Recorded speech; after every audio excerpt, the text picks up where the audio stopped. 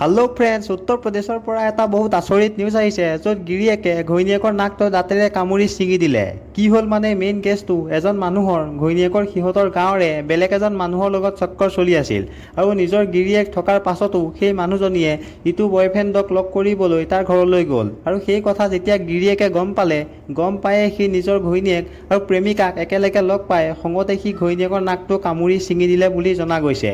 যিটো নিউজ এতিয়া নেশ্যনেল মিডিয়াত বহুত ভাইৰেল হৈ আছে। আপোনালোকে গম পাইছেই চাগে, নাছা, স্পেচ এক্স, ইছৰো আৰু অক্সিজেন মিছন এই চাৰিটা সংগঠনে 4জন ব্যক্তিক ISS ইণ্টাৰনেশ্যনেল স্পেচ ষ্টেচনলৈ পঠাইছে। তাৰে ভিতৰত আমাৰ ভাৰতৰো এজন এষ্ট্ৰনট শুভাংশু শুক্লা ISSত গৈছে।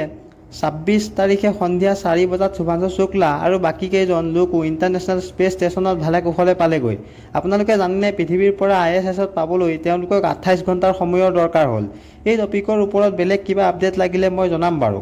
হিমন্ত বিশ্ব শৰ্মাই গৰু নাখায় কিন্তু গৰু মাংসৰ পইচা খায়। অখিল গগৈয়ে দিয়া এটা ভাষণ এইকেইদিন বহুত ভাইৰেল হৈ আছে। অখিল গগৈয়ে কি কৈছিল, মই আপোনালোকক ভিডিঅ'টো এটা সৰু ক্লিপ দেখাই দিছোঁ, চাই লওক।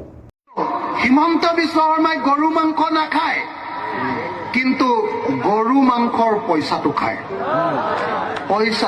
হয়নে? এই পইচাটো খোৱাৰ কাৰণে আপোনালোকৰ 1 কেজি গৰু মাংসৰ দাম 250 টকাৰ পৰা 500 টকালৈ বাঢ়ি গ'ল। তেখেতৰ এই কণ্ট্ৰভাৰ্চিয়েল ভাষণটোত আপুনি কি ক'ব, কমেণ্ট কৰি জনাব। এইকেইদিন অসমত এজন কৃষ্ণগুৰু বহুত বেছি ভাইৰেল হৈ আছে। তেখেতৰ সম্পূৰ্ণ নামটো হ'ল হৰিশ চন্দ্ৰ গোস্বামী। বহুতে তেখেতক গুৰু কৃষ্ণ প্ৰেমানন্দ বুলি জানে। তেখেত ইমান চৰ্চাত থকা বিষয়টো হ'ল যে তেওঁক ডিফেণ্ডাৰৰ নিচিনা দামী গাড়ীত যাত্ৰা কৰাটো বহুত মানুহে ভাল পোৱা নাই আৰু তেওঁ কিছুমান এনেকুৱা ফটো ভাইৰেল হৈছে য'ত নেকি তেওঁক এটা সম্পূৰ্ণ বেলেগ ৰূপত ৰাইজে দেখা পালে, যি কাৰণে নেকি তেওঁক ছ'চিয়েল মিডিয়াত বহুত ট্ৰল কৰি আছে।